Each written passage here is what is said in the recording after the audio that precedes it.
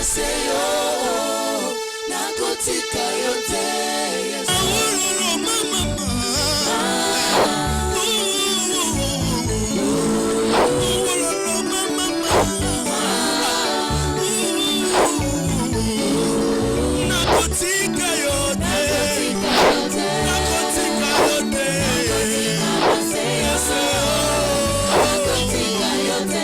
Yesu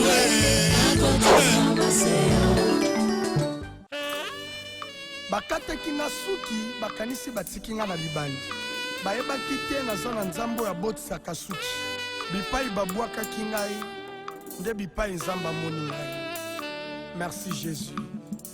Alongolinga kolela sima pesinga esengo alongolinga mikumba sima pesinga ikimia ozali nyoso nanga Yahweh na bitumba la vie nanga Zambe ozali nyoso nanga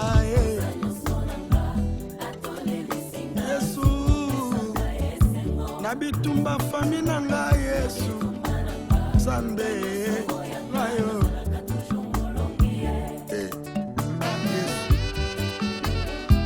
okoki kobundisa na yo ngai kasi bilako nzambe apesanga te.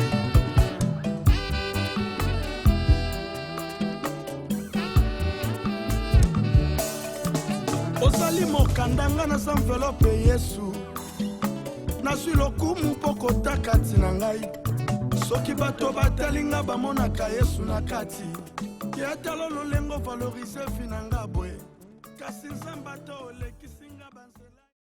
Sa grâce aujourd'hui, il y a des personnes qui est dans la gloire.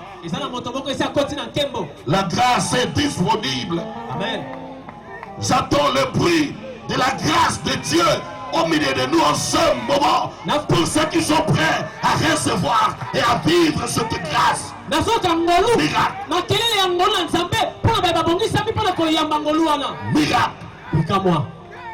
Miracle. Je vois là-bas l'onction du Saint-Esprit. Devant ici, il y a le miracle. Le Seigneur commence à guérir. Il est présent. Il nous a apparu cette nuit. Et il a dit qu'il sera présent. Il était déjà ici. C'est votre guérison. Les kystes sont en train de disparaître. Les myomes disparaissent. Il y a la puissance de Dieu. Miracle. Miracle. Miracle. Miracle. Je vois la main de Dieu. La main de Dieu. Il est là. Merveilleux. Maman, tu es guérie. Les démons sont en train de quitter les corps des gens. Miracle. Jésus. Il est là. La puissance de Dieu. En ce moment, pendant que je suis en train de parler, il y a des grands signes de la manifestation de Dieu.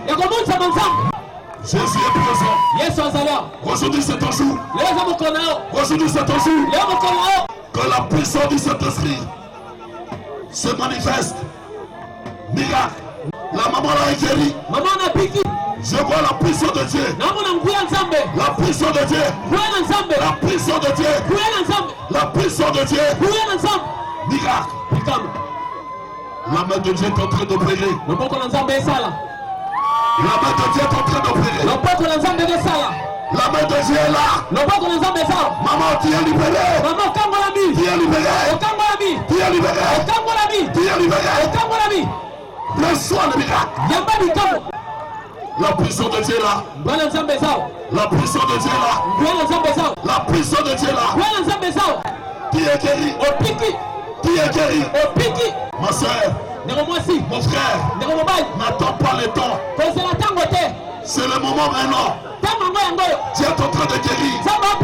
N'attends pas la prédication. Les vents à souffler. Les vents à souffler. Miracle. Il y a déjà les vents de Dieu qui souffrent.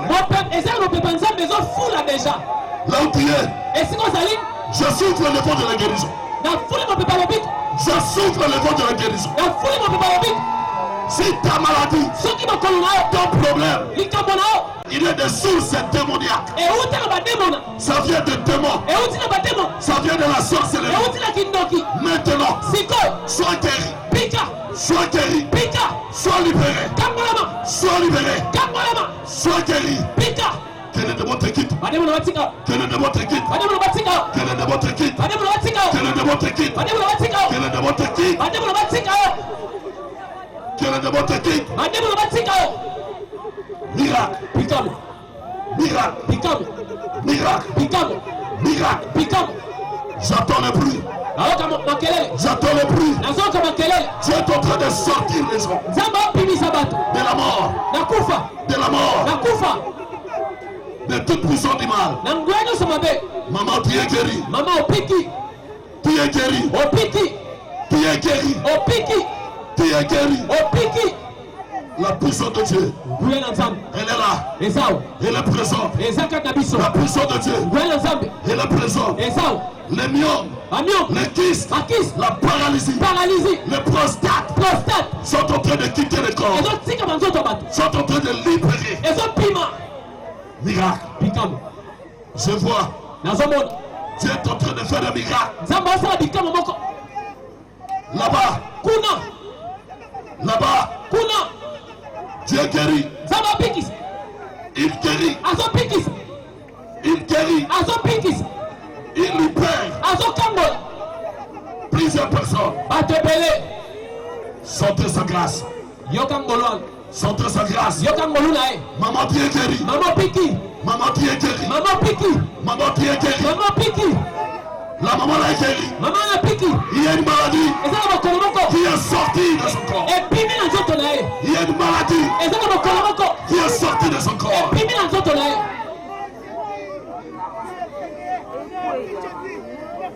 Miracle. La puissance de fait. Miracle. Miracle. Au nom de Jésus. Au nom de Jésus. Je vois la main de Dieu. La main de miracle. La main puissante de Dieu. Toi maladie. Toi stérilité. Nyokakao.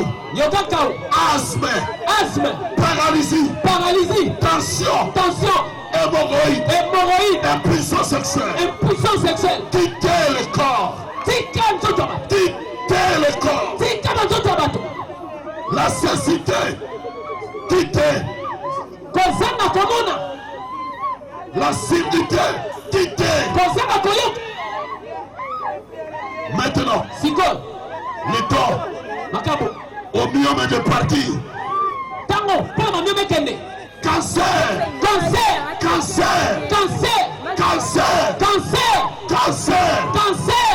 Quitte.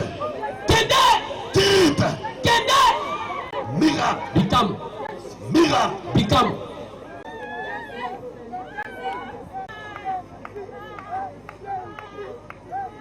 Merci.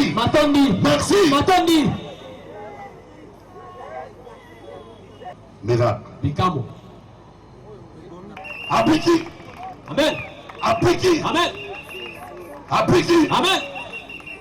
Apiki. Amen. Maman Apiki. Amen. Talatuna pe Apiki. Amen. Maman kuna zoya Apiki. Alléluia. Maman Apiki. Gloire. Yoka Apiki.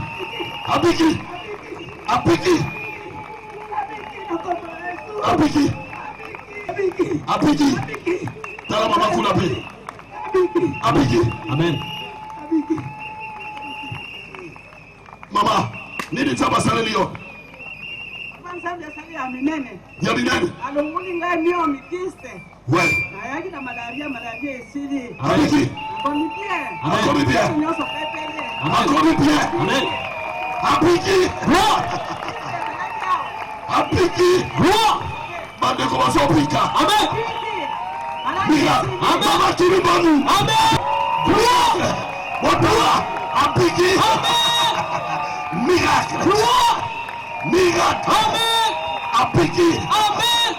Apiki. Gloire. Betela Yesu maboko. Wow. Gloire. Apiki. Amen. Miracle. Pick up.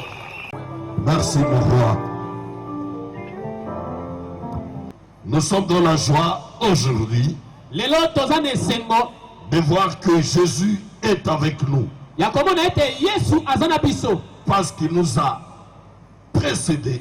pete ya kendeki liboso na biso Il a déjà guéri un nombre de gens. eza bikisi ebele ya bato Il a béni d'autres personnes. apamboli bato misusu Et nous croyons. mpe tozondima Il n'est pas un Dieu des œuvres inachevées. aza nzambe oyo asaka misala ndambo te Puisqu'il a commencé aujourd'hui, lokola bandiki lelo il continuera akokoba jusqu'à l'achèvement. kino na kosukisa La délivrance totale, kokangola la mama guérison totale lopiko na et nyonso la bénédiction intégrale de votre vie. mpe lipamboli ya mobimba na bomoi Un seul devoir que nous avons aujourd'hui, bosengaka moko to nango lelo de croire, ya kondima d'avoir la foi, ya kozala kondima la détermination, la détermination volonté, posa le courage courage et de dire mpe akoloba aujourd'hui, lelo c'est mon jour. eza mokolo na ngai Aujourd'hui, lelo c'est ma guérison, eza lobiko na ma ngai bénédiction, lipamboli na ngai mon mariage libala na ngai et ma fécondité. mpe mabota na ngai betela Yesu maboko wa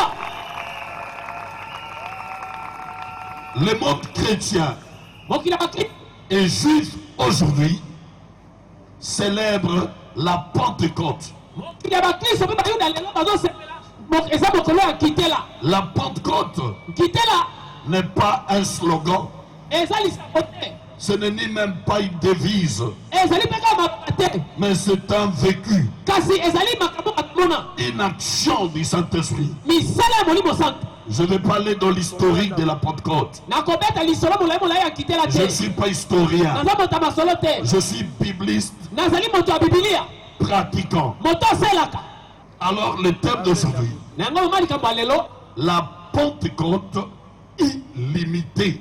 nkitela oyo ezanga suka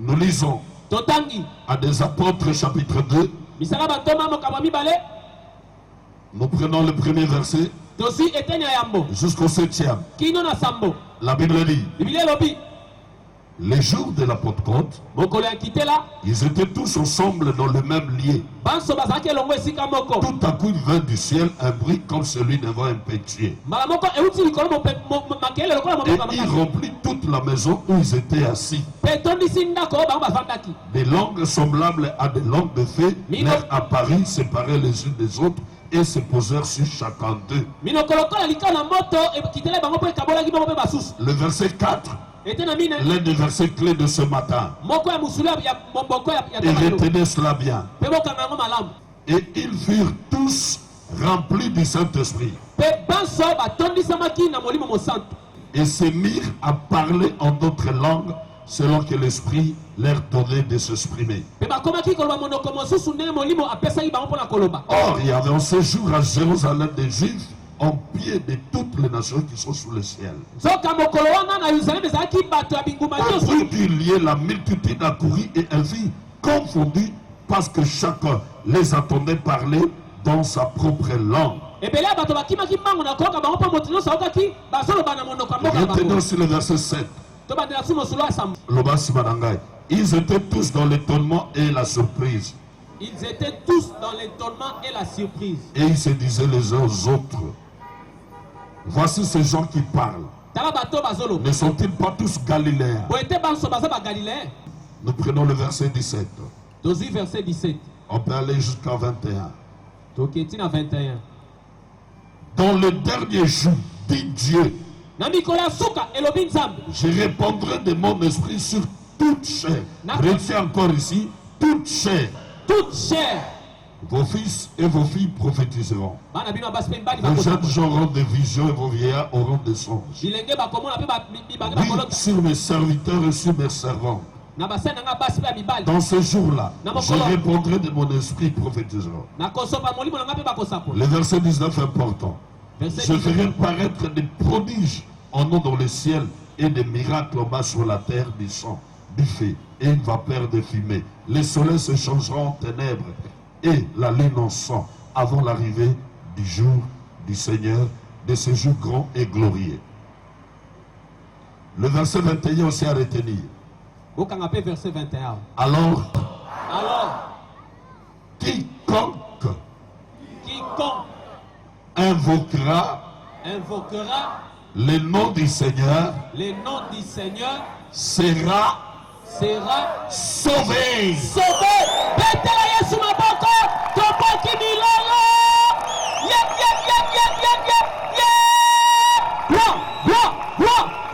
Voilà ce que la Pentecôte. Tala ezali kitela. La Pentecôte, Kitela. ou le jour de la Pentecôte, Tope mokolo kitela molimo ce saku. n'est pas le jour de la promesse. Eza mokolo elaka te.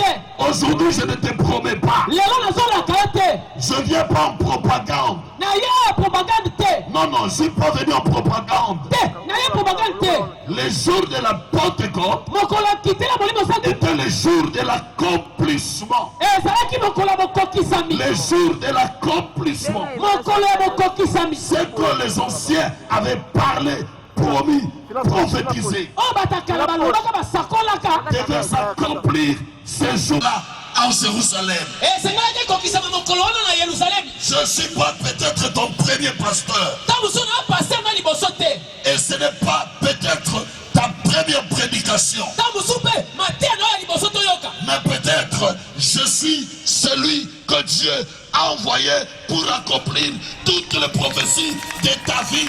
C'est qu'on t'a annoncé à Mbujimaï, à Mbandaka, à Kikwiti, à Binza, à Ngaba, à Njili, à Mweneditu, à Chikapa, à Moya, à Ngandashika.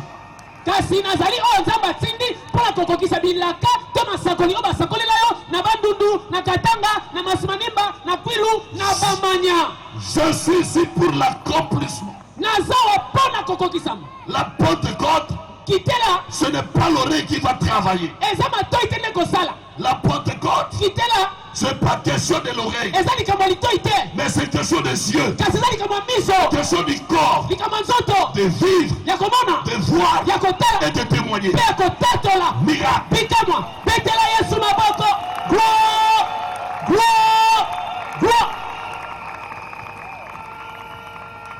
Le jour de la Pentecôte, Mokolo na kitela. c'est le jour de l'accomplissement. Eza mokolo mokokisami. Aujourd'hui, Lelo l'accomplissement kokokisama. de ta guérison, Elobi kola. de ta délivrance, Kokoma na ton yo. élévation, Kotomo mina yo. ton succès, Ngenge na yo. Dieu veut te donner Zaba ninga pesa. un nouvel élan, Elansika. un nouveau départ, Depart ya une sika. nouvelle vie, Bomo ya sika. un autre corps, Zoto mosusu. amener une autre dimension, Ame maona teli mosusu. de voir Dieu autrement que les bonnes choses, Makambo malamu. que les nouvelles choses Makambo ya sika. et que les grandes choses Ete makambo minene. commencent pour toi. Ebanda po na yo. Commence aujourd'hui pour toi. Ebanda lelo po na yo. Que cela commence aujourd'hui pour toi. Yango ebanda lelo po na yo. Betela Yesu maboko. Gloire. Miracle. Pikambo. La Bible dit, Biblia elobi. ce jour-là, Mokolo wana. puisque nous parlons de la Pentecôte illimitée, Lokola tozolobela kitela oyo ezanga suka. il est dit, Elobami. ils étaient tous ensemble. Bazalaki panse longo. C'est-à-dire, il y avait des femmes, Elingo bazalaki na il y basi. avait des hommes, Mibali mpe bazalaki. mais ils étaient tous ensemble. Kasi baso bazalaki elongo. Je vais encore dire, Nalingi koloba lisusu. c'est-à-dire des riches Elingi koloba basi. et des pauvres Mpe babola. étaient ensemble. Bazalaki elongo. La Pentecôte Kitela n'exclut personne. elongoli moto te. Nous ne sommes pas les pasteurs. Toza ba pasteur te. Nous ne sommes pas cette église Toza eklise te. qui donne les premières places. Oyo pesa aux ministres, aux hommes d'affaires. Si tu as l'argent, tu deviens diacre. Si tu as l'argent, tu deviens prédicateur. Le pasteur ne peut recevoir que celui qui a une grosse enveloppe. Le pasteur ne peut prier que pour celui qui a de l'argent. Si tu es pauvre, il t'envoie chez les intercesseurs. Non, ce n'est pas ça la Bible. Il est dit, ils étaient tous ensemble. Jésus-Christ, il n'est pas mort que pour les riches, mais il est aussi mort pour les pauvres. Il est mort pour quiconque croit.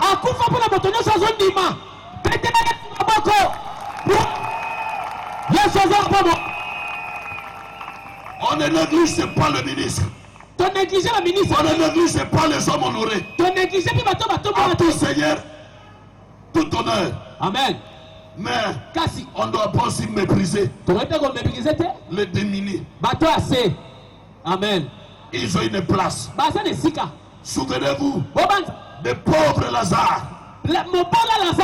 Il était sous le sein d'Abraham. Mais il était pauvre. Ah papa, merci papa.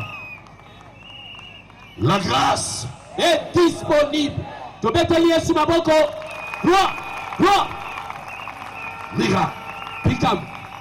La Bible dit qu'ils étaient tous ensemble. Dans les mêmes lieux. Il n'y avait pas de séparation. Ici pour les riches, là-bas pour les pauvres. Je prophétise pour toi. Les ans ici, comme on compte les hommes riches. Ceux qui j'aiment, on reçoit le point de j'aime. Ceux qui limitent, on reçoit le point de limité. Ceux qui gomment, on revoit dans la gomme. Ceux qui m'offrent, on revoit dans la m'offre. Parce que ils étaient tous ensemble. Il n'y a pas que le tombeau qui unit les riches et les pauvres. Mais il y a quelque chose qui unit les riches et les pauvres. Mais les gens n'ont jamais fait attention. Et cela était avant le tombeau.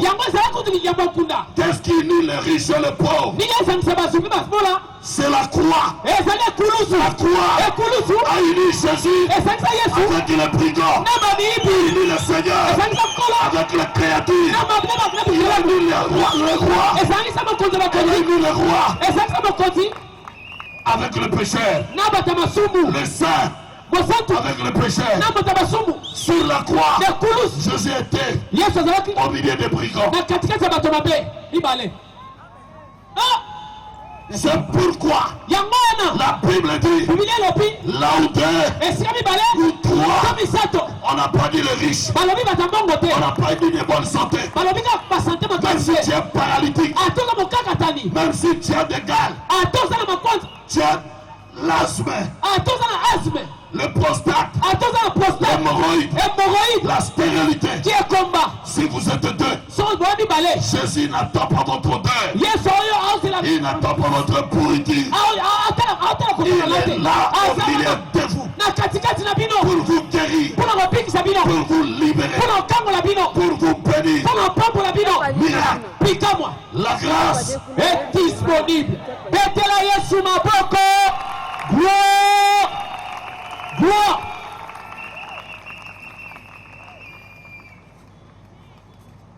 Ils étaient tous ensemble.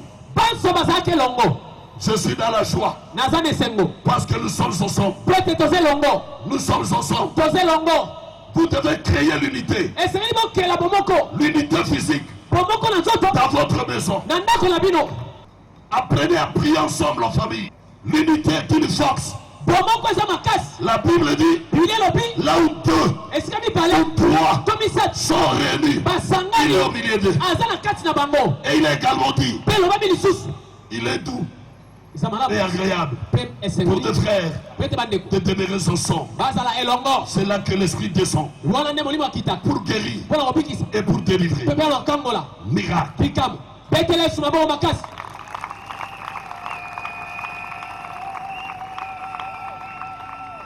Ils étaient tous ensemble dans le même lieu. Il n'y a pas d'exclusion. Lélo, moto ya yekotika moninga azate. Amen. Yekotale la moto azate. Amen. Okobika. Amen. Okopambwama. Amen.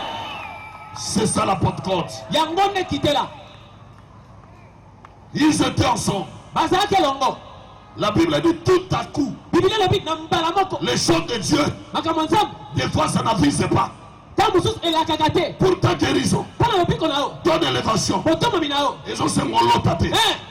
Ils ont sengo yokate. Ils ont sengo yebate. Et vous avez la surprise. Amen. Betela Yesu maboko. Ah papa. Merci papa. Ils étaient ensemble Bazalaki longo. dans le même lieu. Nesika moko. Il fait un prix comme celui d'un vin poté. Makelele yake yaki Et longo. remplit toute la maison, il s'est trouvé. Betoni sinda ko ba bazalaki. La Bible dit, Biblia lobi. ils furent tous remplis du Saint-Esprit. Bango banso batondisamaki na molimo mosantu. Les problèmes d'aujourd'hui, Likambo lelo. c'est pour tout le monde. Eza pona bato nyonso. Je dis bien tous. Na bi moto nyonso. Il faut l'oba tous. Tous. Dis tous. Tous. Bisognos. Eh. L'oba bisognos. Biso nyonso. L'oba bisognos. Biso nyonso. Bisognos. Biso nyonso. La guérison. Lobiko. Et ça pour la moutouillos. Amen. Les miracles. Bikamo. Pour la bisognos. Amen. Élévation. Eh. Pour la bisognos. Amen. La Bible dit, Biblia lobi. ils étaient tous Bazalaki banso. remplis. Batondisamaki. Tobeteli Yesu maboko.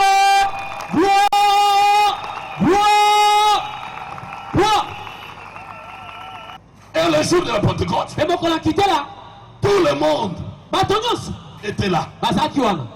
Le Dieu que je prêche, Nzambe na teaka. il n'est pas un Dieu de fabrication de miracles. Azali nzambe akosaka bikamwa te. Il n'est pas un Dieu de miracles de montage. Aza nzambe ya miracle ya montage Ni te. les miracles de la magie. Eza miracle ya soloka pe C'est te. pas les miracles de Makiona. Eza miracle ya makiona te. Je prêche Na teaka. Jésus-Christ vivant. Yesu Kristu nzambe Jésus ya le Tout-Puissant. Yesu aleki na Jésus mwanyo. le miracle. Yesu nzambe bikamwa. Betela Yesu maboko.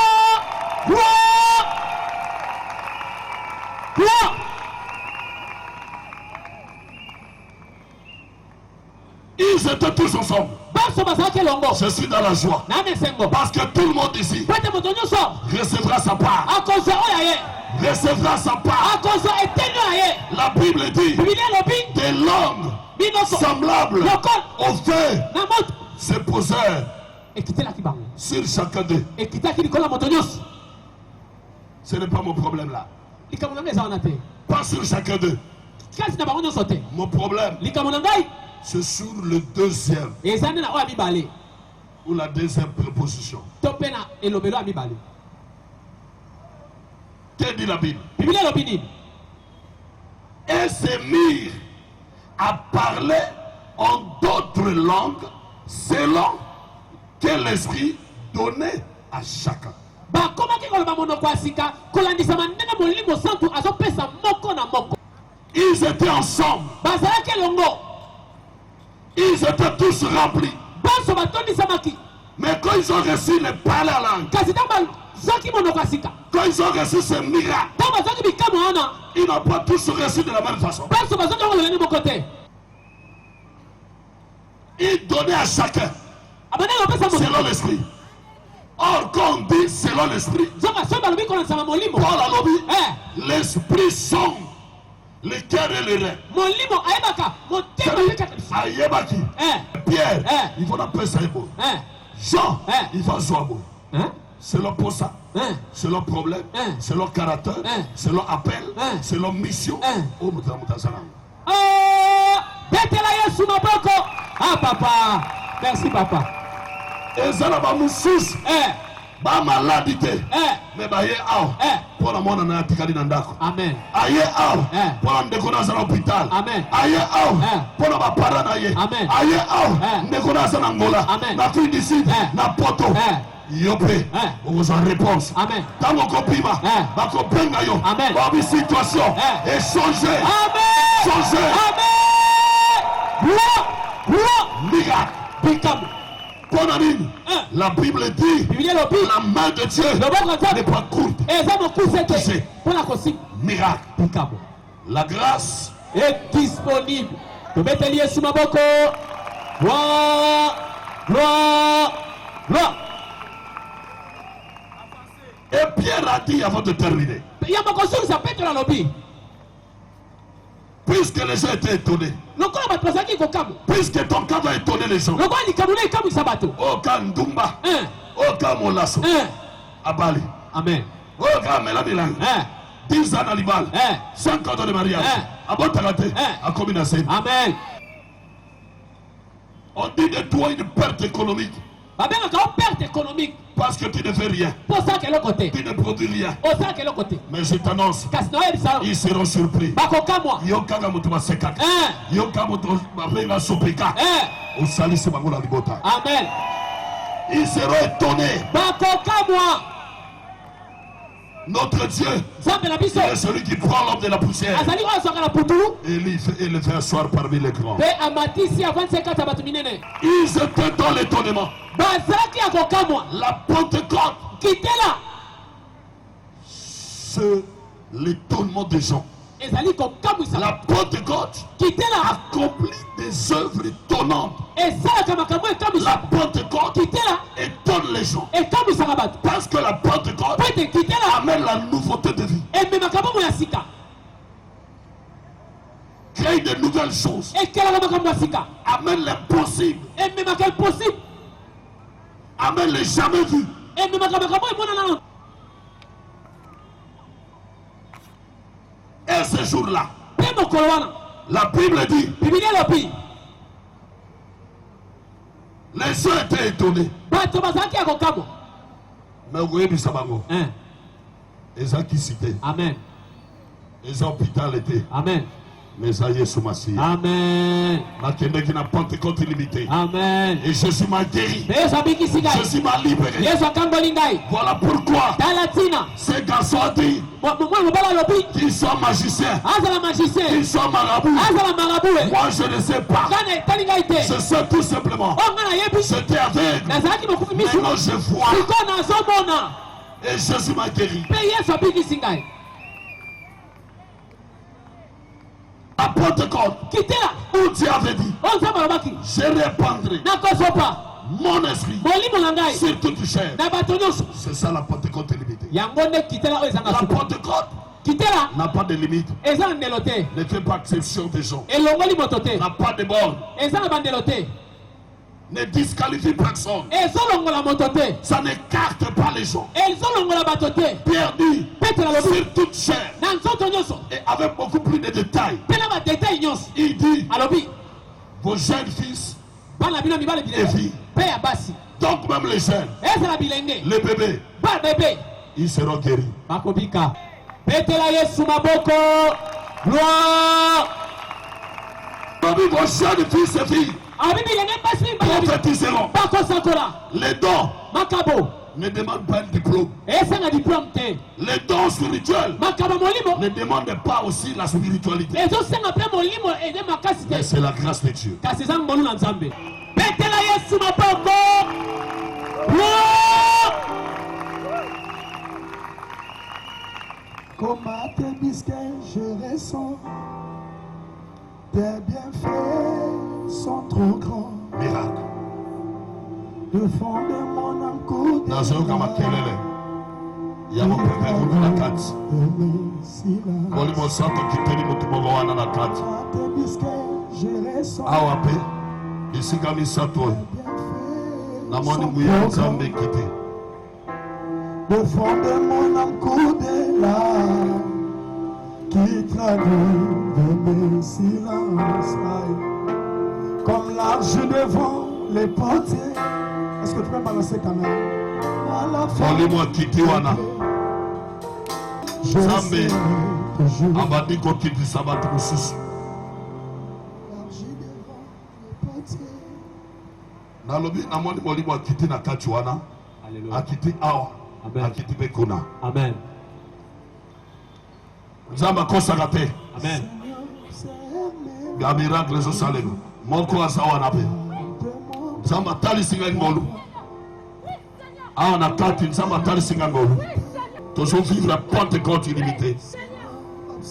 Là-bas, la puissance de Dieu La puissance de Dieu. Marche devant le portier.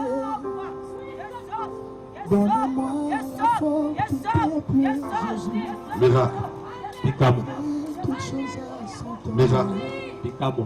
Je sais. Miracle. Picamo. L'onction de Dieu est là. Et pas comme dans un maison. Le Saint-Esprit est déjà en action. Olimo Santa Rosala. Le Seigneur est en train d'agir. Kola Rosala. Tu n'es pas venu pour regarder les autres. Oye Kotala Batite. Si tu es là à regarder, Soza Potalaga. tu vas sortir nul. On s'en appelle à Pamba. Mais tu es là pour recevoir, Parce que ça, bonsoir. bénéficier. Bonsoir. Papa Jésus, merci. Yesu, merci. Merci. Merci. Merci pour aujourd'hui. Matondi pour la lelo. Merci pour aujourd'hui. Matondi pour la lelo. Merci pour aujourd'hui. Matondi pour la lelo. Comme un débisquet, je ressens tes bienfaits sont trop bons. Au fond de mon âme coule des larmes qui traduisent de silence. Comme l'argile devant le portier. Pique-moi. Élève ta voix. Là où tu es, élève ta voix. La grâce de Dieu est là. Élève ta voix. Jésus est Seigneur.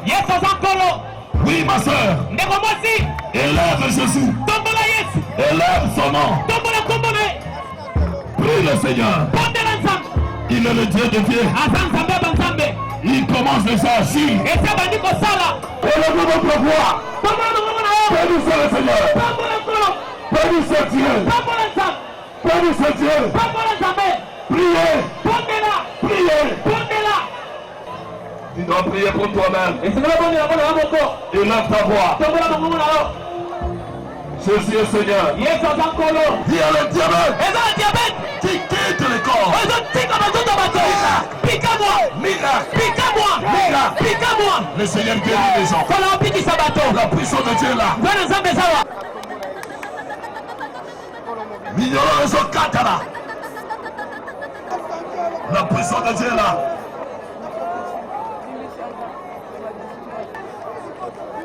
Père, mon dimanche, c'est ton big Isaïo. Après Isaïo. Il est là avec les docteurs. Il est là avec les docteurs. Miracle. Pique-moi. Miracle. Pique-moi. Miracle. Pique-moi. Miracle. Pique-moi. Pika. Na kombo na Yesu. Pika. Na kombo na Yesu. Pika. Na kombo na Yesu. Pika. Na kombo na Yesu. La saveur. Yamba. La puissance de Dieu. Wena Zambe. La puissance de Dieu. Wena Zambe. La puissance de Dieu. Wena Zambe. Il est là. Azalewa. Il est là. Azalewa. Il est là. Azalewa. Wenda baba. Yababouya. Na kombo na Yesu. Yababouya. Na kombo na Yesu. Yababouya. Na kombo na Yesu. Na kombo na Yesu.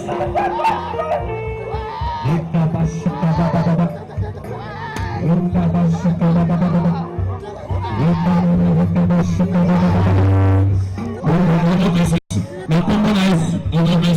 Na kombo na Yesu. Pika. Na kombo na Yesu. Efumama. Kombo na Yesu. Pika.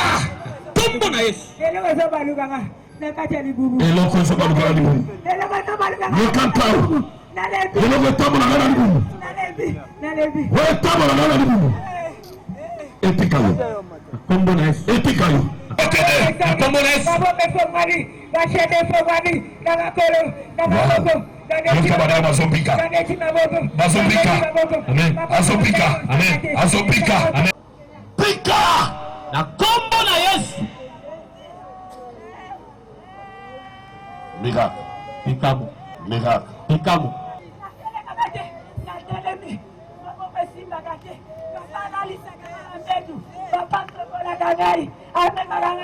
Motala. Abiki. Amen. Abiki. Amen. Abiki. Amen. Abiki. Amen.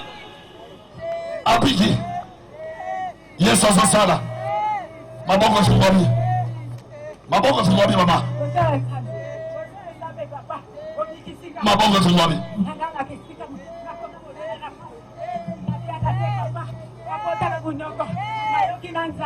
Wow. Ayoki njala. Abiki. Amen. Miracle. Bika-moi. Makolo. Abiki. Abiki. Amen. Abiki. Amen. Abiki. Amen. Abiki. Amen. Abiki. Amen.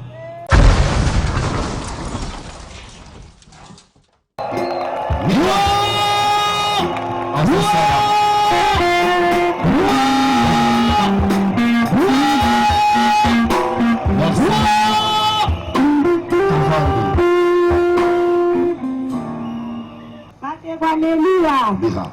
Na banda osanti motu ezosalanga mpasi lokwa batienga biloko na motu natiaka kaka mai na motu nazomela bakisi ezosimba te nake na bopitali ya ndenge na ndenge esimbi te nake bopita na kompania bapapa nazwi sue nazondi nazolalisanga kaka akosokola ngai akomeka koyesanga biloko nyonso bapota tozolanda kaka papa na televizio papa lobi lobi na tongo biso na ye na mwana elongo tokokende l'église kuna na terrain basket tolamuki seke papa tielinga maa moto ameminga na dushe asokolinga alati ngai na ndenge tokomi awa yango naye kotatela monene papa nzambe aza malamu nazalaki na kondima te me nzambe alongisinga natamboli nakumisi nzambe maboko ezalaki kaka kokangama na makolo nakoka kotambola te na bisu ti toyeba tombolinga kotombola bakitisinga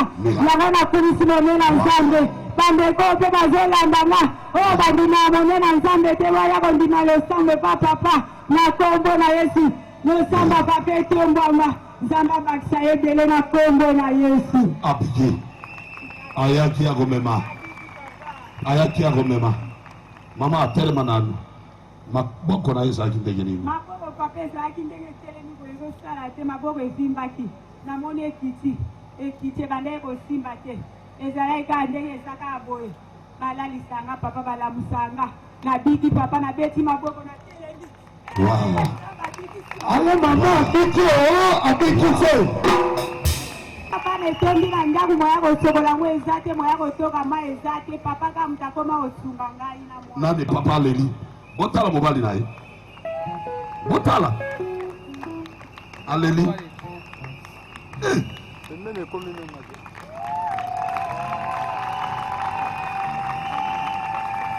Papa. Nini na mwasi na ye na moni ozolela? Miracle. liboso nakumisi na nzambe nandimaki te. Wow. Souvent ye nde azalaka bitiki ya kolandaka papa mingi na télévision na 4 heures mpanga na 5 heures nakomprendaki te andoko lelaka bamotu presse ake mosala ape na bimi babenga Miracle. noa mama sa papa naye na okute na dispensaire o maboko ezosala su te makolo mpe ezosala te. Wow. Donc ndenge aza na ngam nasokolaka ye avant ke mosala na nettoye na bongisi ye na bimi. Wow. Après la zone. Lelo na ntongo lobi kuna lobisenga bi lobi obligatoire. Mbula eta ebeta te dans cette mairie. Le jour na tomeki tokendeki nano tete na compagnie ana yolo lezo tolekaki awa nayebisenga tomboli mpe tokoya image nasango yango. Donc tokoya kaka awa nazala na mbongo ya transport nazala nango te tokosala tout tokoma awa. Si mpe tozoya kitebela point place wana nazosimba ye kuta kosimba nalaki mpenza kosimba ye naye natelemisi wana ngabi te nanga mboma abike te na change po tozwa moite somba mai ti namoni atelemi awa ya nde bamimaki ye bayebi awa nga nayebi te mpo na ndoko sambela lekokanga miso namoni azosote ntango esinga makasi. Wow. Makasi. Miracle.